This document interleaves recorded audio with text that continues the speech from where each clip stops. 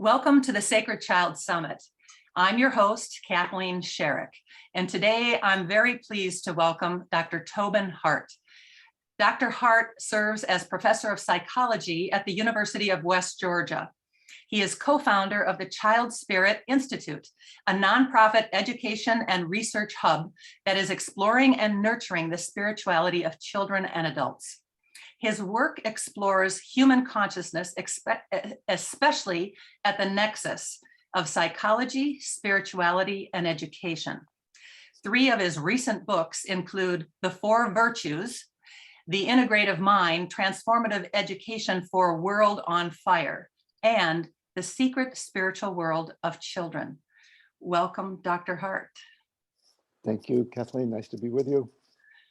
Wonderful to have you here in this conversation, and this beautiful, all of your works are very enlightening. They're transformative. I urge all of our audience to consider reading your books. Each of them have words of wisdom, gems to share. I just am grateful to be able to have this conversation with you and to be able to focus on the secret spiritual life of children. So thank you for being with us. My pleasure. Can you tell me how you got into this whole secret spiritual life of children? You've written a whole book on it, and it's such a beautiful, deep book. I can't tell you how many double X's and underlines and things that I have throughout that book. How did you originally get into this? I'd always been interested in or appreciative of children and also spirituality, but I hadn't put them together at all, really.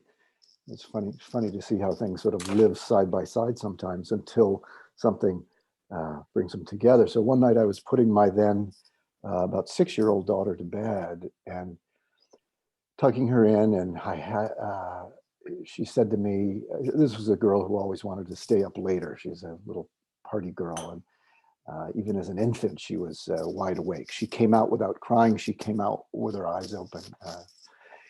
So this night, she said, Dad, what are you reading a kid's book for? I happen to have a developmental psychology book under my arm, and it had a picture of a child on it.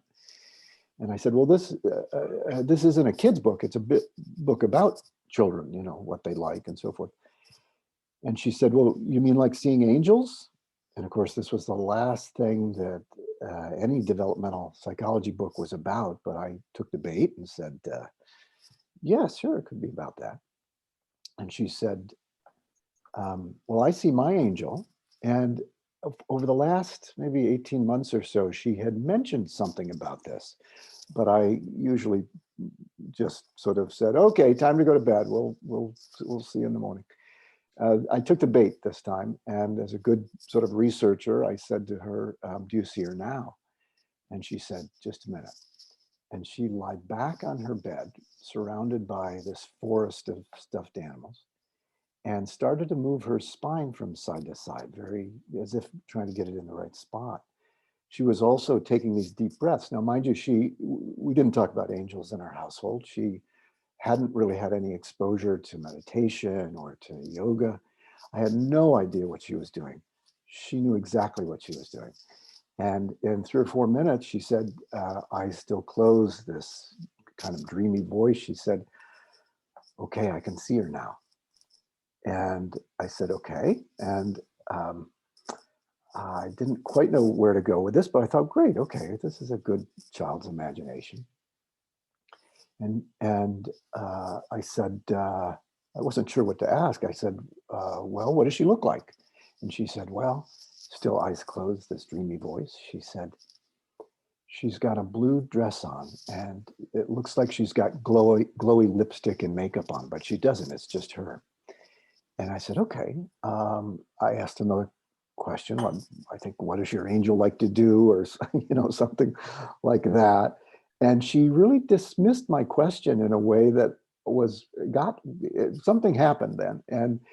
And I found myself sitting up straight. Actually, I was standing at that point, and then I moved over to her bed as this went on a little bit and found myself standing up straight. Now, we know the body knows something before the mind does often. And so something was going on that got me to sort of pay attention, to stand at attention, to sit at attention. And I said, well, can I talk to your angel? And she said, still dreamy voice, why? And I said, well, I'm interested in things like this. She paused for a minute as if checking it out. And she said, yes. She said, my angel knows your angel. They're old friends. And in that moment, again, I went from thinking this was a fun sort of imaginal conversation to having tears come to my eyes, and my heart really swelled in that moment. And something was going on that I needed to pay attention to. So we proceeded to have a conversation for the next 10 or 12, 15 minutes maybe. And this 6-year-old spoke with the kind of profundity that I don't hear from the wisest adults I know, much less from a 6-year-old. And it wasn't complex. It was the kind of wisdom that sort of cuts to the chase. It goes right to the heart of what's going on. And at one point she was, I asked her, well, what does your angel do for you? And she said, well, it helps me see clear, it helps me see better, and lets me know I'm loved. And this was pretty important stuff as we were getting onto it. Another moment, she started to give me some advice about a problem I was working on. Now, mind you, she hadn't heard anything about this. And in fact, I hadn't told anybody about this. I'd hardly sort of acknowledged it to myself. And yet she gave me advice, and it wasn't advice that was like, okay, go down the street and turn right and you'll find this answer. It was instead the kind of advice to sort of see this from a bigger perspective. And I was later reminded of Thomas Aquinas. He says, wisdom involves seeing from a greater height or seeing into the heart of something.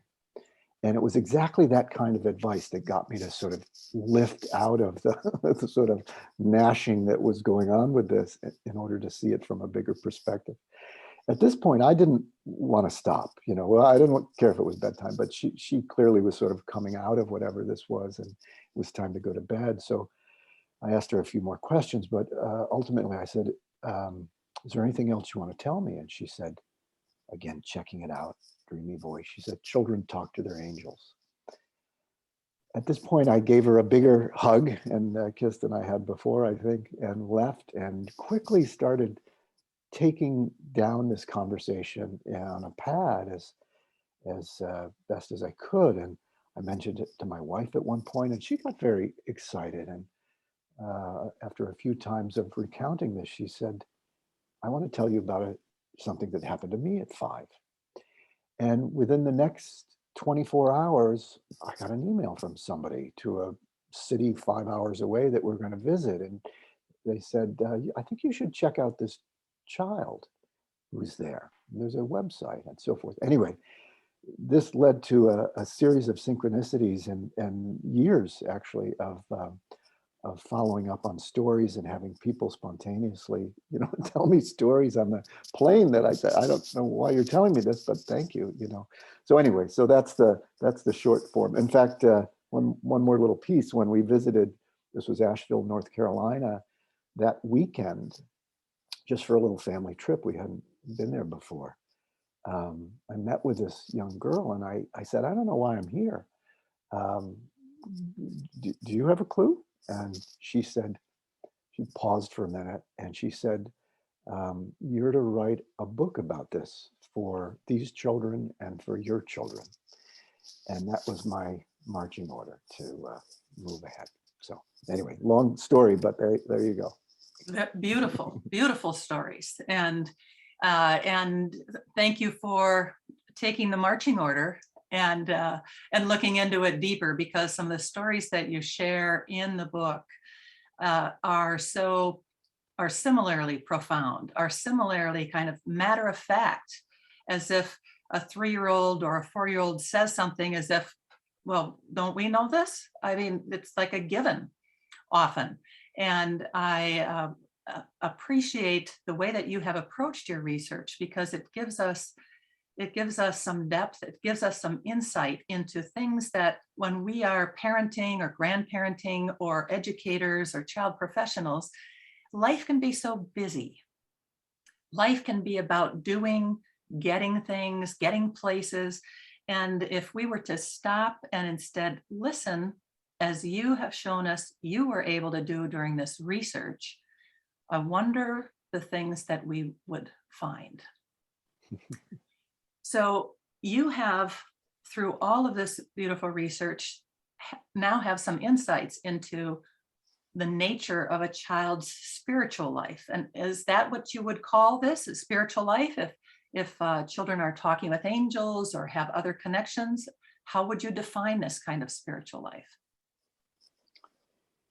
Yeah, I think I'm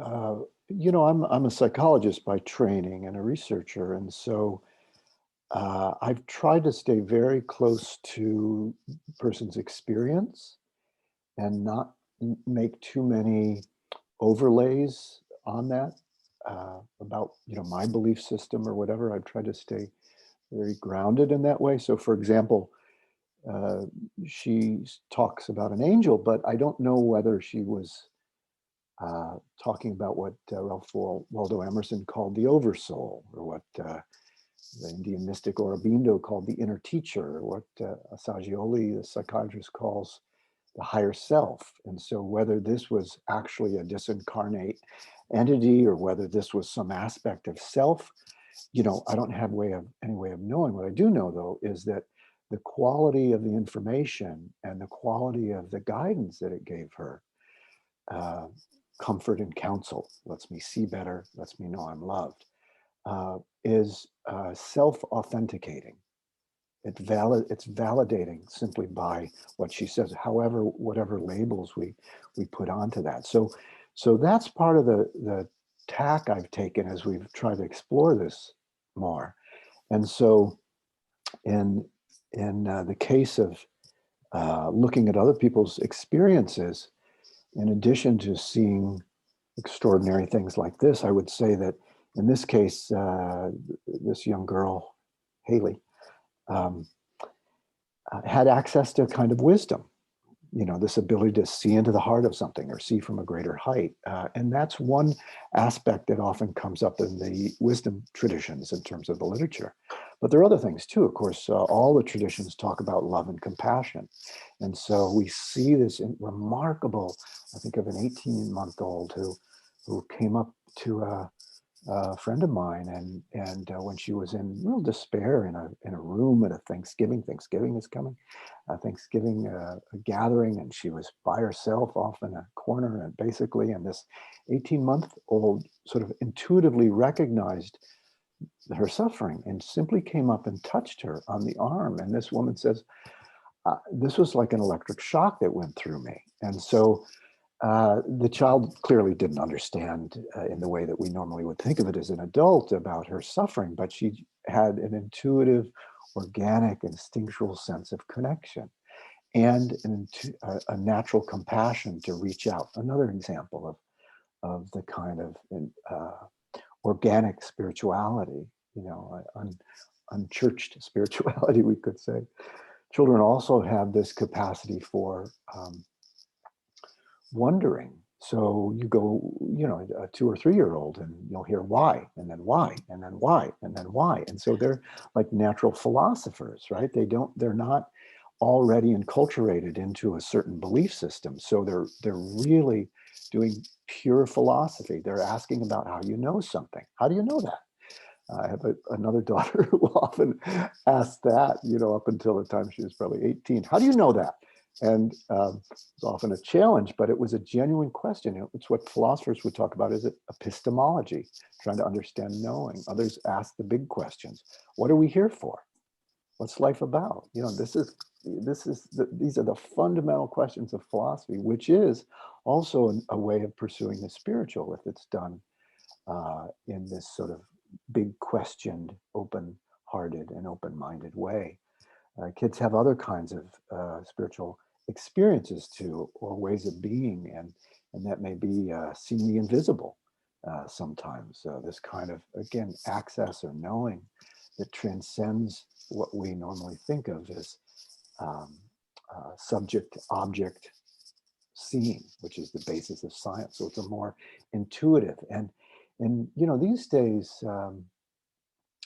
there's been a wonderful rise of what we would call the feminine, and also a new appreciation for what we would call indigenous wisdom.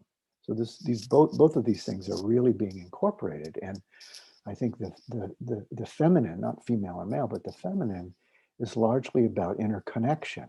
And this is part of what children intuitively understand, or at least experience. We talk about it at the extreme as oneness. And this is exactly what the great mystics and saints across time and culture talk about, this oneness, that we're all one, we're all interconnected. The other part that this reminds me of is, in terms of intuitive, or rather indigenous wisdom, is this idea of knowing directly. That this is one of the characteristics that is almost universal among indigenous cultures. That is, there's a direct intuitive knowing. And again, this is a way that children have access, I would say, to an organic kind of spirituality. And so what is direct knowing? And you refer to it as part of this sense of wonder. And how do we know that a child is exhibiting this? Any other clues that we have? And it also occurs to me that we may need to have that sense to a certain degree in order to recognize it in our children. Would that be correct? Or can we see it without being it? Yeah, that's a wonderful point. There's a line that's said in various ways that says, we don't see things as they are, we see things as we are. And so it goes to your point that, do we have eyes to see, essentially? I think in many ways the world discloses itself to us to the extent that we open to it. So the world opens to the extent that we open to it. It's this kind of reciprocal revelation almost. And so when we're able to really see with fresh eyes, an open heart, this kind of thing, with curiosity, when we lead with curiosity instead of judgment, when we lead with respect, when we lead with appreciative inquiry, rather than sort of critical analysis, that's important, but it's for later. It's how you approach it that's important. And that's the same for whether it's a scientific discovery or for the discovery of the inner life of our children, I think. And so yeah, it takes us to be open and willing, and as you imply, present enough to be able to see their presence. Parker Palmer says, the soul is like a wild animal. You don't go clomping through the woods saying, come out, come out, come out. And you have to sort of sit on a rock somewhere or a log and allow it to come to you. And so that's this kind of, this presencing, I think that's really important for to see who kids really are, and to see who you and I really are too, right? There's so many wonderful quotes. I could just spiel them through this whole conversation, but one of the things you say is that the child beside us helps us find the child within us. Can you explain that a little bit? Yeah, I think a couple things come to mind. One of them is that it's remarkable the effect that a little child especially has on us. So most folks, when an infant comes into a room, will start to change the octave of their voice. Oh, look at the child, this kind of thing. And often will change their whole countenance, and maybe get on the floor and this kind of thing. There's something about the presence of a child that sends a ping into us. Sometimes it's frightening because we don't know what to do or we're not comfortable, but most of the time it just opens up. Black Elk, the great Native American elders, said it this way: the hearts of young children are pure, and therefore they may see many things. And so there's a kind of resonant frequency that goes between us, I think. And in fact, what we know in neuroscience now is that there's a certain legitimacy about resonant interconnection, whether it's talked about as emotional contagion, where one emotion from one person really is a kind of contagion to the other neurologically. It's called neurological linking or looping.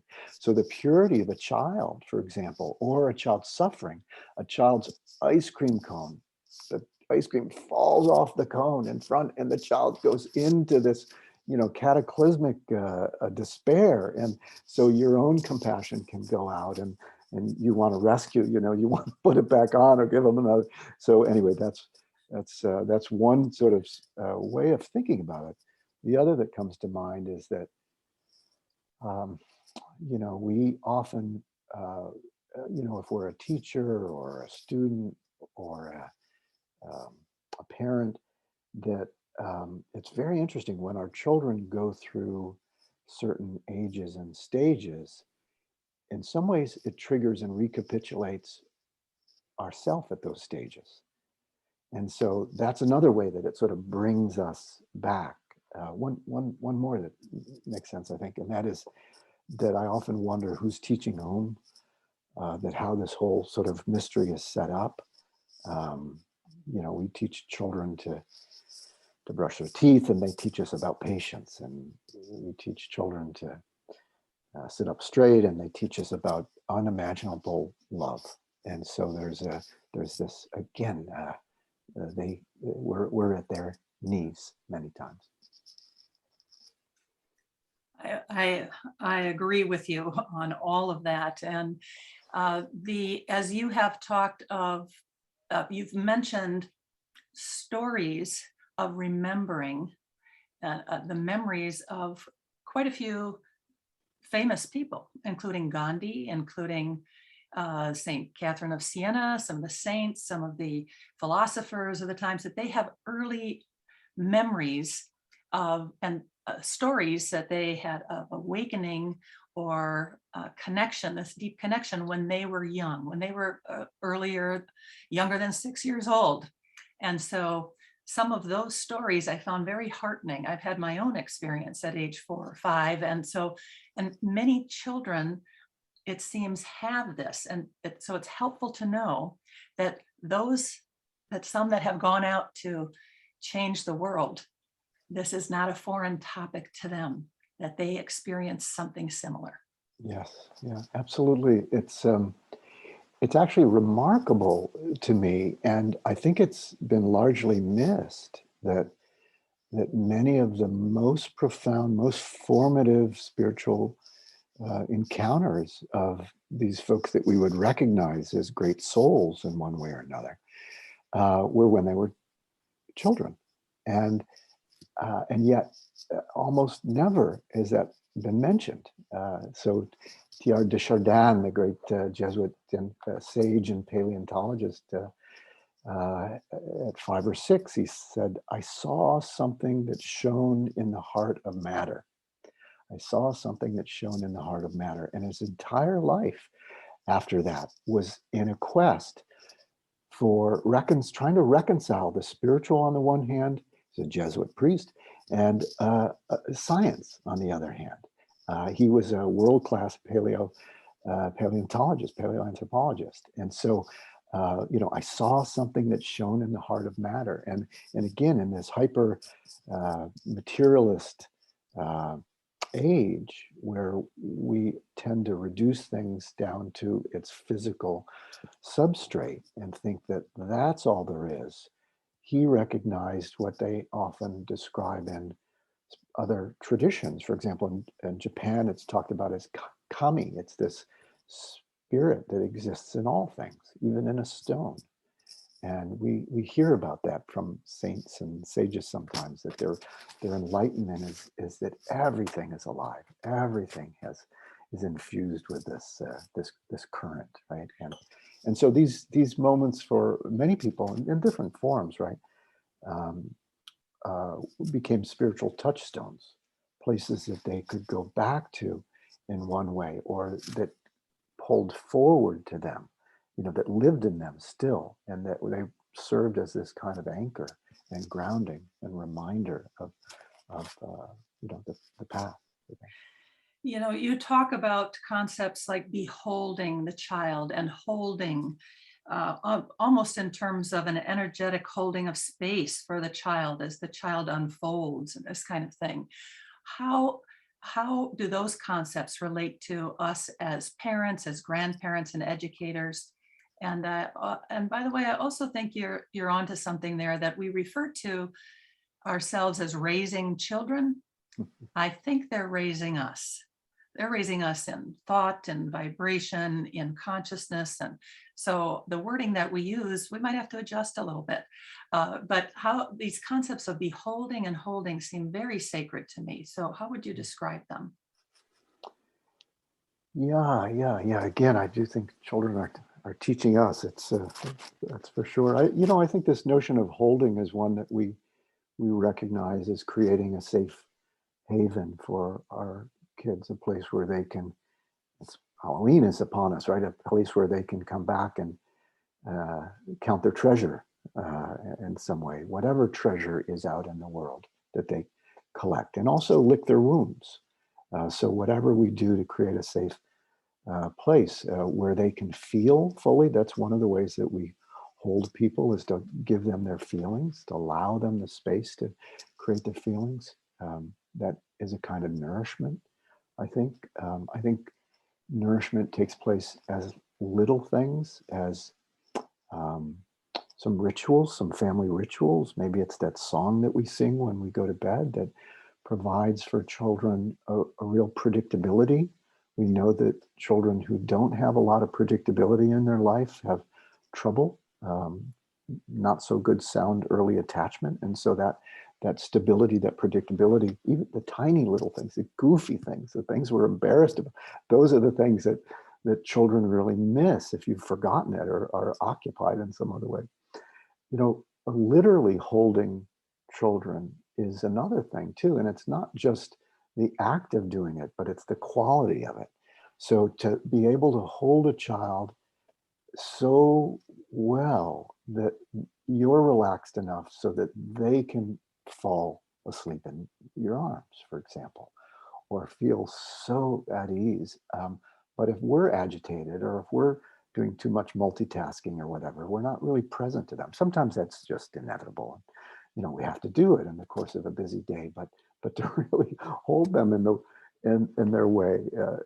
Listening is another way of holding, and also one in another direction would be setting limits.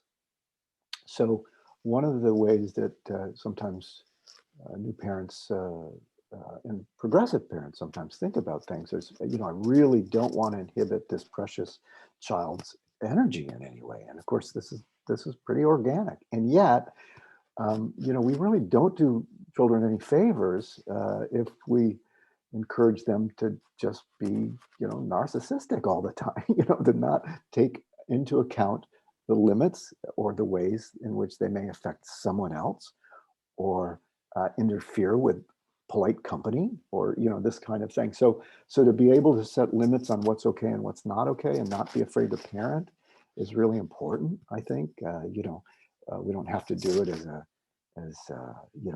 some harsh, a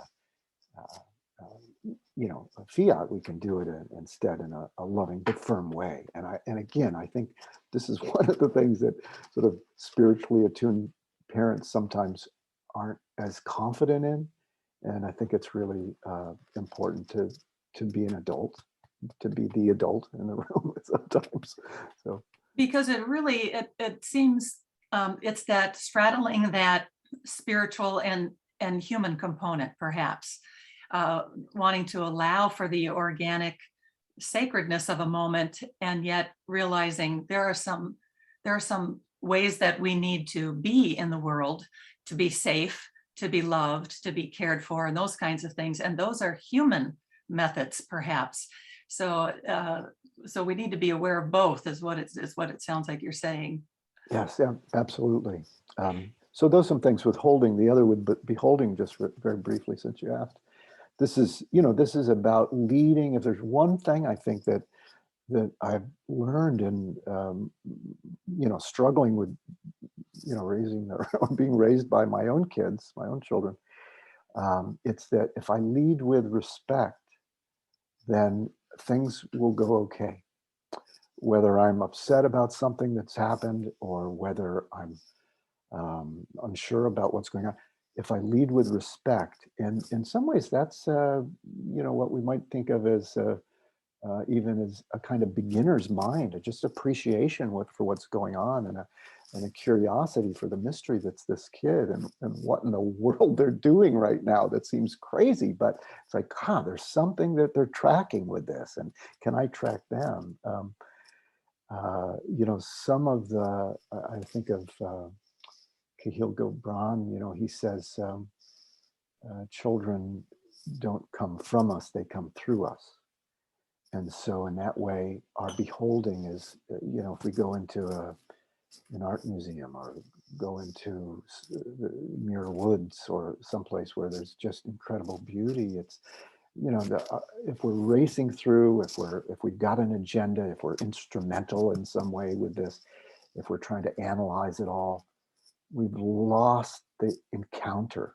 We've lost the beauty and the inherent wisdom often in this. And so beholding, like with a piece of art, is like, wow, can I just appreciate this being for who they are? And sometimes even I found for a while that, you know, in the evening, even after the child goes to sleep, just recounting for a minute, you know, the wonder that this child did this day, you know, especially little kids are learning every second, and, you know, but also the depth of them, you know, wow, why were they struggling with that? That's, something's going on in there that's just mysterious to me, and yet it's so real for them. What's going on? So anyway, that's the beholding piece, I think. Well, many of us might think of beholding and holding as the same thing, and you've helped distinguish it, and that's very helpful. And then that whole sense of wonder again. You mentioned that Joseph Campbell had talked about creating a bliss station. A bliss station. Can you tell us what that means? Yes, I'd forgotten that. So Campbell, of course, this great mythologist. He said, what was it? Follow your bliss was his phrase, right? And sometimes people took that to mean a kind of self-indulgent, hey, whatever feels good, do it. And he didn't mean that. Bliss has a different quality to it than just feeling good. It can include that. It's like the difference between happiness and joy. Happiness is, oh, I got that great toy and that's wonderful, it's great. Joy is, etymologically, it means an exaltation of spirit. So it's bigger, it's all encompassing, this kind of thing. And just the same with bliss. So it's somehow sort of leaning into depth, fullness, flourishing, fulfillment in some way that's different than, ooh, that feels good, or that tastes good, or that's happy, this kind of thing. We feel happy when we get a piece of cake. We have an opportunity to feel joy and even bliss when we make a piece of cake for somebody else and give it to them. It has a different quality to it in some way. So for Campbell, I think, or the notion of a bliss station is how can we create a space for folks to be fully present, and are there places in our life, in our side, in our day? And one of the most obvious places is in nature and with nature. And so one study of ecstasy, an old study, Margarita Lasky, she in her research says that something on the order of 85%, 90% of people's self-described experiences of ecstasy are in nature. There's something about nature, like a little kid that sends a ping into us, right? That opens something up.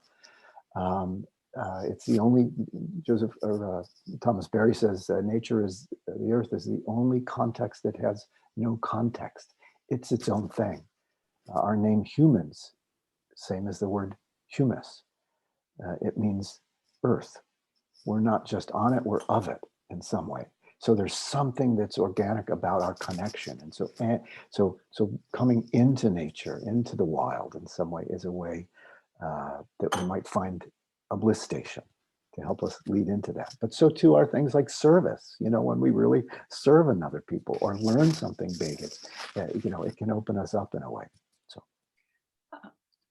beautiful notions that if we can access and make available for young children, that it seems we might never regret it, and that they would be able to develop some of the what you call the touchstones early in life that they can then come back to as they encounter challenges or a path that goes in a different direction than they might expect.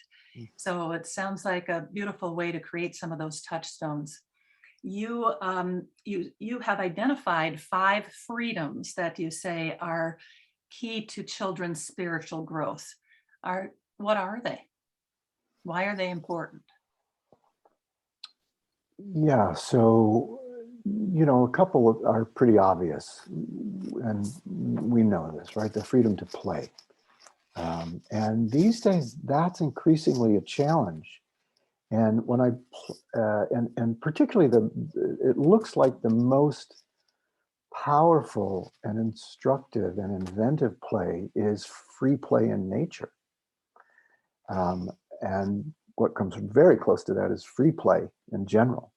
Not play that's preordained or predetermined game necessarily, but the kind of play that happens when you do something spontaneous and use your imagination. So free play is pretty important. There's so much noise and pressure with video games and with the internet and with communication technology, and not all of that is bad by any means. It's fascinating to hear some folks who were raised around some video games who for whom that really helped teach focus in a way. So again, I don't think it's all bad, but I think like most diets, it's about balance. And so play is one. Another is to make your own choices and to make your own mistakes. So for a child, I remember a daughter who, just would wear anything to school. She'd pick anything, but it could take a day before she decided because she just was seeing all these different options. So you might say, all right, here are 3 different options of things to wear today. Which one will you wear? So, it's beginning to make that, to learn discernment, essentially, to learn what makes a difference for you and to learn the consequence of that. So that's one of the ways that we actually do. In fact, it's really the only way that we learn how to make good choices is to make choices, good and bad, and then follow from the mistakes. Third might be simply to have the freedom to have their own feelings, their own imagination, their own thoughts about something. So if a child says, I'm scared by this, often we want to protect them and take care of them and say, no, it's okay. There's nothing to be scared about. And I would argue that it's instead say, well, tell me about that. What is it about being scared about that? And suddenly we discover something that we didn't see before, a way that they see, or something maybe that is scary, particularly through their eyes. So the freedom to have that, I think. Freedom to pursue their own interests. So sometimes we discover talents in sources that we wouldn't have guessed, right? Children have an affinity for something, or just an interest, maybe not a great talent, but they've got an interest. And for whatever reason, they're tracking that and they need to track that. Otherwise, it feels as though the life they're living isn't theirs. They really need to follow. So. Well, those are each of them. Our audience probably has examples of how they have both experienced each of those, as well as perhaps seen them or experienced that kind of freedom or dealing with that kind of freedom in the children in their lives. And so thank you for sharing each of those. And one of them comes to mind for me as I know a child who at a very young age in a Montessori kind of environment kept cutting pickles every day, all day, every day, all day, cutting pickles, cutting pickles, cutting pickles. And come to find out that about 2 years later, this is a child who was an early reader, and the hand-eye coordination that came from cutting pickles was a great contributor to this child developing into a voracious reader, a speed reader, a photographic memory, some beautiful things that you would have never imagined from cutting pickles all day long. So there are things that the child is driven to do that we can't get our mind around in that moment. And to be able to allow it to unfold over days, weeks, or years seems to be an important characteristic if we really want to have a child develop the environment for a spiritual childhood for our children. What other keys are there to this developing a spiritual childhood or being open to it and beholding it and holding space for it? Pickles. Yeah, pickles. Pickles. Yeah, clearly. I mean, would there be like 3 top things that we could do as parents or educators or grandparents even, or aunts and uncles, to hold the space and behold our child in this spiritual childhood as it's developing? Yeah. Well, I think it's to do our own work. I think, there's mostly what children learn from is modeling. And so whatever we model is going to get transmitted one way or another. It may not be the thing that they adopt themselves. It may be the thing that they fight against, but whatever it is that we can do to develop our own presence, our own empathy, our own compassion, our own clarity, our own ability to self-regulate, our own ability to calm ourselves, our ability to find inspiration, find hope, these kinds of things that we're, so that's number one. I mean, whether it be a teacher or whether it be a parent or a grandparent. The other thing, and we mentioned this already, is to lead with respect and appreciation. I think that, to let the child tell us in whatever way we can hear what it is that they need.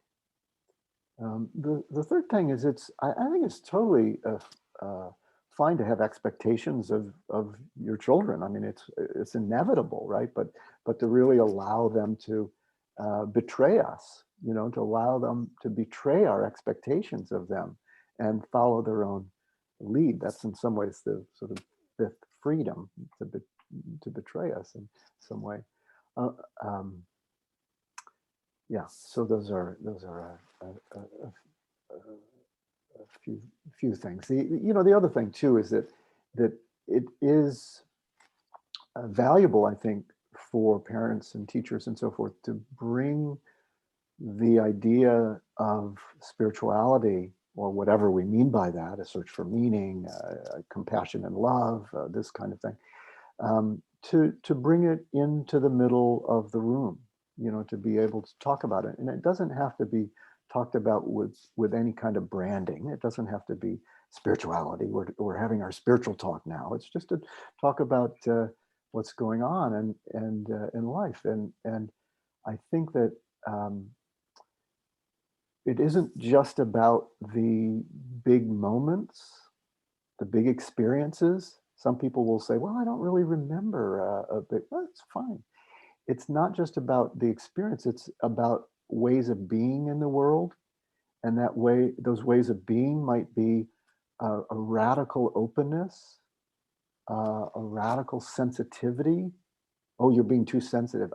That's the spiritual edge right there. And we've had to train ourselves to not be so sensitive and so forth. So it's the everydayness of spirituality, I think, that we, how do we connect with one another? How do we connect with ourselves? How do we find peace? How do we appreciate that bird song, that cup of tea, whatever it is? So you talk about respect, and I love this quote of yours, that being awake is an act of respect. And it sends a message to our child that they are worthy of our full attention. And so that awakeness really seems to me to be one of our goals here as hosts of children's lives. And part of that awakeness, I'm hoping happens through all of the discussions that we're having in the summit that you are so wisely contributing to. I appreciate this so much. And it also is something that contributes to our discernment. That discernment and awakeness seem to be interrelated. And in one of your books, you talk so brilliantly about discernment. What is the journey of discernment for us as parents of children who have these memories, who have this connection?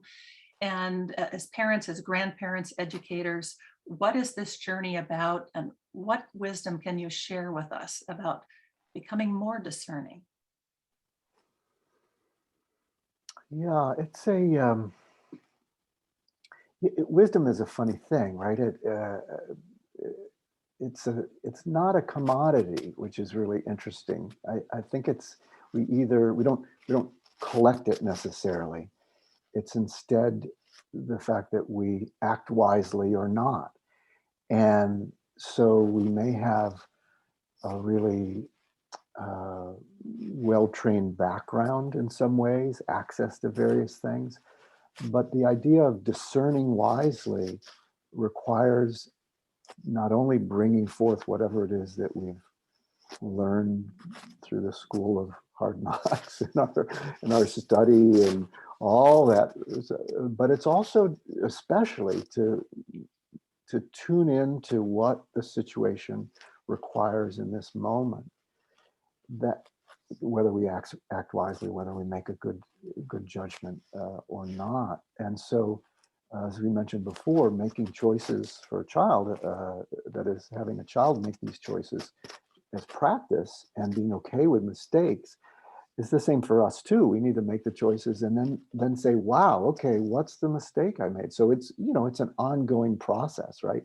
One of the things that is described in the literature on wisdom is not just problem solving, because often we jump in and we'll want to solve a problem or give somebody the answer to the problem.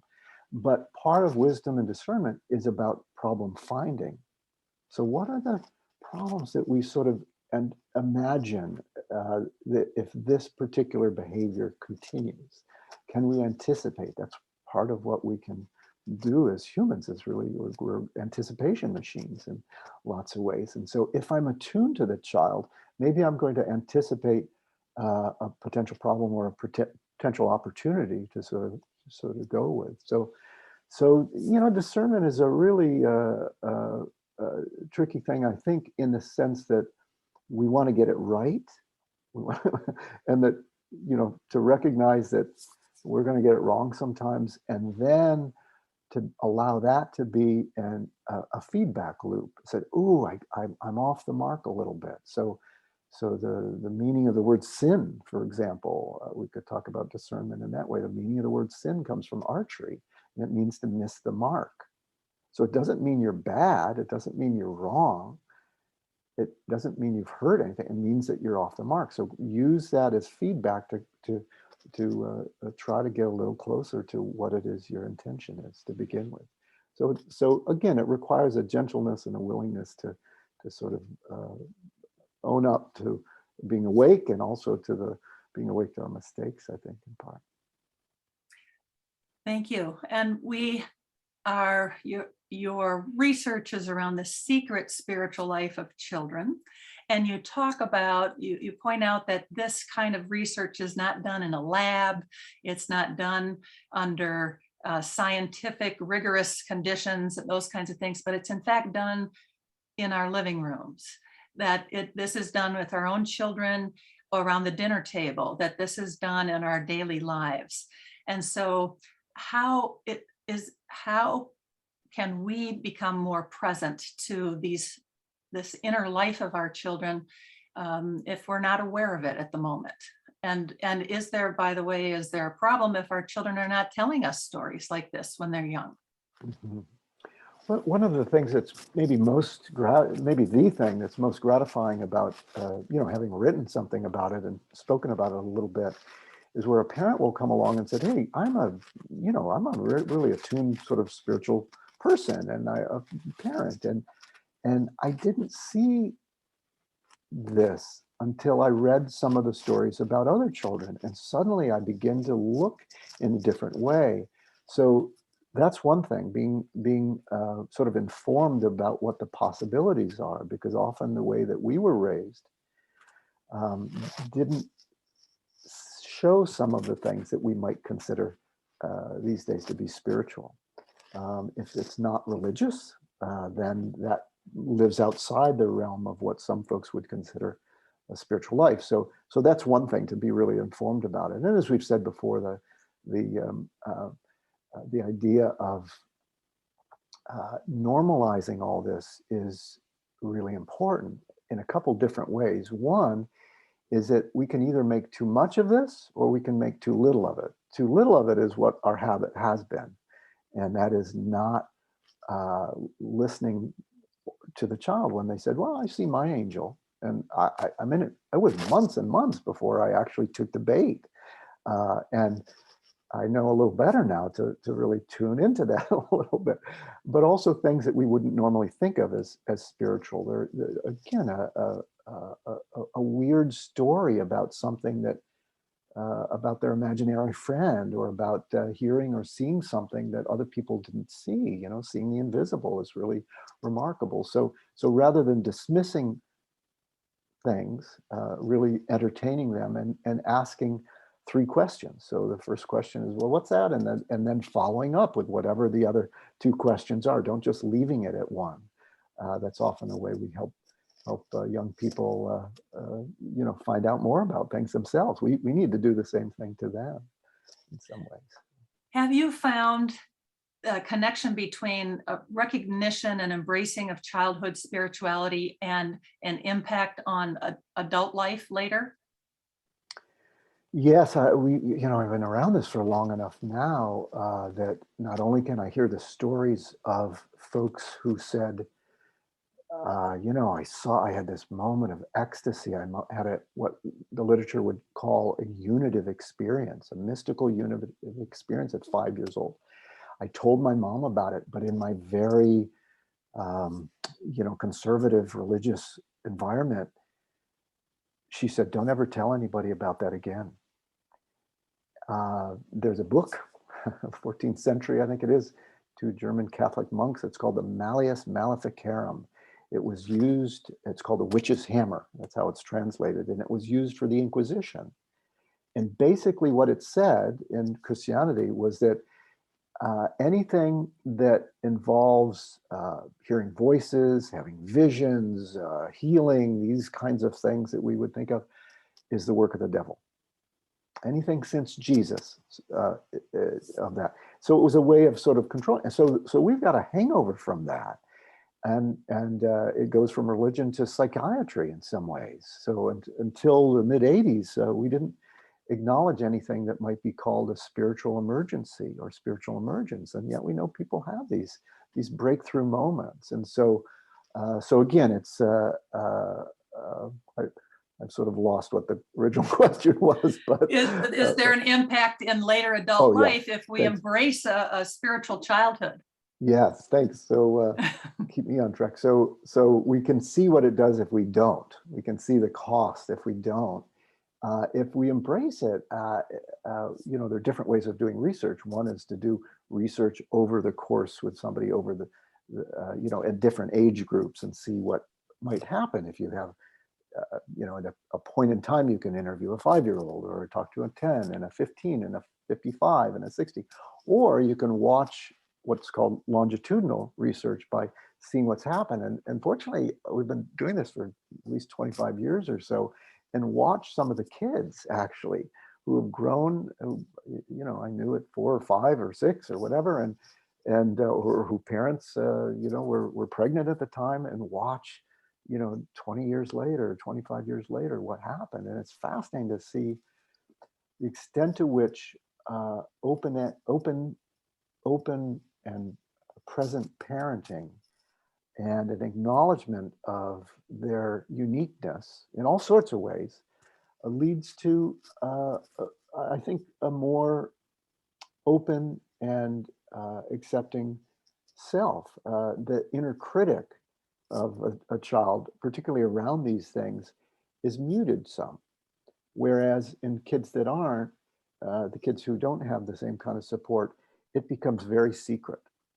And while it may serve them in some way, they can't develop it in some way. So for example, if you have a peak experience, a unit of experience, and you can't tell anybody about it, it gets buried away. It may be a source of incredible nourishment and nurturing, but it doesn't necessarily grow. It's a little harder to integrate. If, on the other hand, you can share it or know that other people have had this, suddenly the conversation opens up, and it can lead to other, oh my gosh, yours is a little different than mine. What does this imply about this? So it provides a kind of, a fire around which we can gather, and therefore integration, which is the goal of any spiritual experience. The experience is terrific, but the measure of its value is whether we can integrate it and learn from it in some way. And we do that a lot of times when we can share it and talk about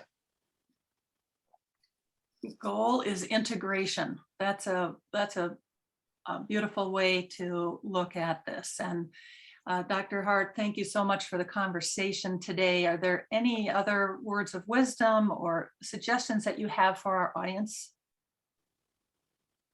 Anything else you'd like to share today? Yeah, well, thank you so much, Kathleen. This has been a fun conversation, and I just really appreciate how much you're doing, and that folks would come in to such a thing and to really recognize the sacredness. I think that's the beginning and the end, and that'll lead us into this notion of respect and appreciation, and to do our own work to wake up to the mystery of our children. I think is the most we can do. So. Thank you, Dr. Hart. And for more information about Dr. Hart's book, The 4 Virtues, you can go to the4virtues.com. There'll be a link here that accompanies this video.